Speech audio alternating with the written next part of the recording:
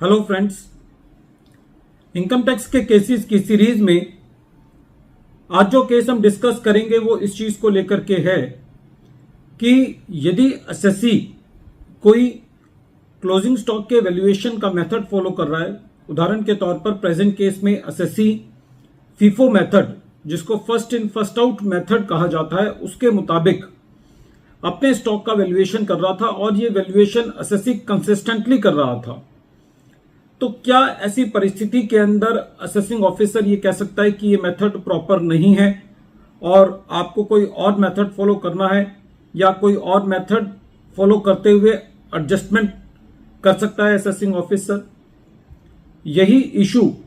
Present case में Delhi ITAT की ए bench ने अपने एक जजमेंट अमृत बनस्पति company limited versus deputy commissioner of income tax के केस में डिसाइड किया। ये matter 120 ITR tribunal page number 84 पर रिपोर्ट हुआ और इस केस का जजमेंट 15 सितंबर 2023 को आया। ये केस इस चीज का एक परफेक्ट एग्जांपल है कि जब असेसमेंट प्रोसीडिंग्स चल रही होती हैं तो कई बार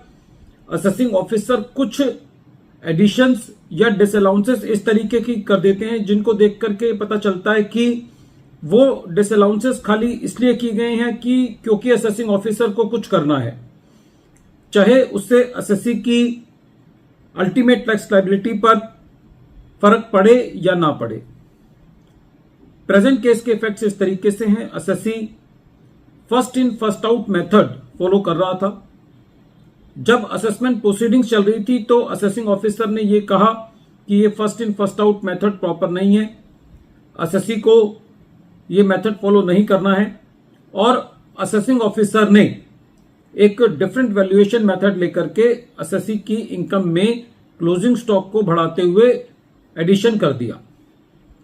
जब एसएससी से इस डिसअलाउंस के बारे में एक्सप्लेनेशन मांगी गई थी तो एसएससी का कहना यह था कि यदि आप मेरे क्लोजिंग स्टॉक के अंदर कोई एडजस्टमेंट कर भी देते हैं तो इससे मेरा अगले साल का जो ओपनिंग स्टॉक है वो प्रभावित होगा। इस साल के क्लोजिंग स्टॉक से मेरी इनकम बढ़ जाएगी और जिससे मेरा नेक्स्ट ईयर का ओपनिंग स्टॉक बढ़ जाएगा और नेक्स्ट ईयर का मेरा प्रॉफिट कम हो जाएगा। तो अल्टीमेटली ये जो आप एडजस्टमेंट करेंगे ये टैक्स न्यूट्रल है और क्योंकि मैं अपना मेथड एक कंसिस्टेंटली मेथड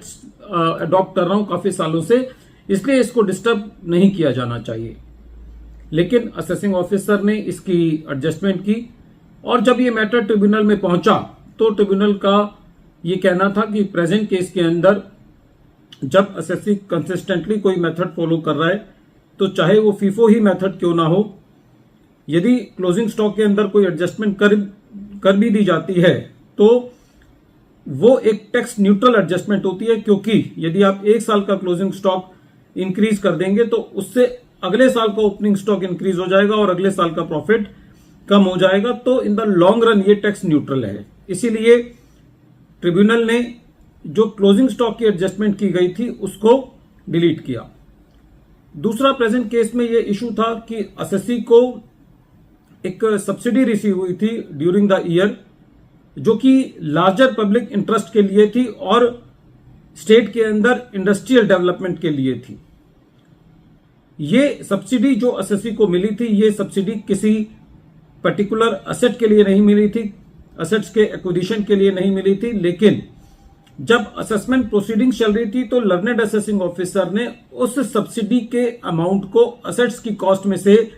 माइनस किया और फिर डेप्रिसिएशन को अलाउ किया। एसएससी का यह कहना था कि ये जो सब्सिडी एसएससी को रिसीव हुई है ये सेक्शन 43 सबसेक्शन 1 के अंदर कॉस्ट ऑफ असेट्स में से लेस नहीं की जानी चाहिए, क्योंकि ये असेट्स के एक्विजिशन के लिए रिसीव नहीं हुई है। ये एक जनरल सब्सिडी है जो कि लार्जर पब्लिक इंटरेस्ट में है और स्टेट के इंडस्ट्रियल डेवलपमेंट के लिए है। तो इस मैटर पर भी ट्रिब्यूनल का यह कहना था कि जो प्रेजेंट केस में असेसिंग ऑफिसर ने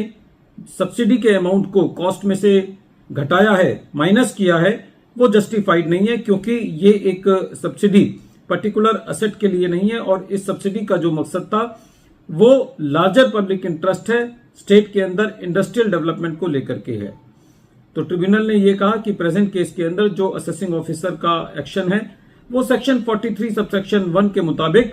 प्रॉपर नहीं है। तो इस तरीके से ट्रिब्यूनल ने एसएससी की जो दोनों डिसअलाउंसेस थी, पहली डिसअलाउंस क्लोजिंग स्टॉक के अंदर जो इंक्रीज किया गया था और दूसरा जो कॉस्ट के अंदर रिडक्शन किया गया था, उन दोनों को डिलीट किया। वीडियो के अंत में एक बार फिर मैं केस का नाम रिपीट कर रहा हूं। केस का नाम है अमृत बनस्पति company limited versus deputy commissioner of income tax,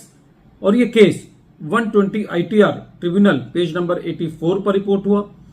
matter Delhi ITAT की ए बेंच ने डिसाइड किया और इस केस का जजमेंट 15 सितंबर 2023 को आया। Thank you friends.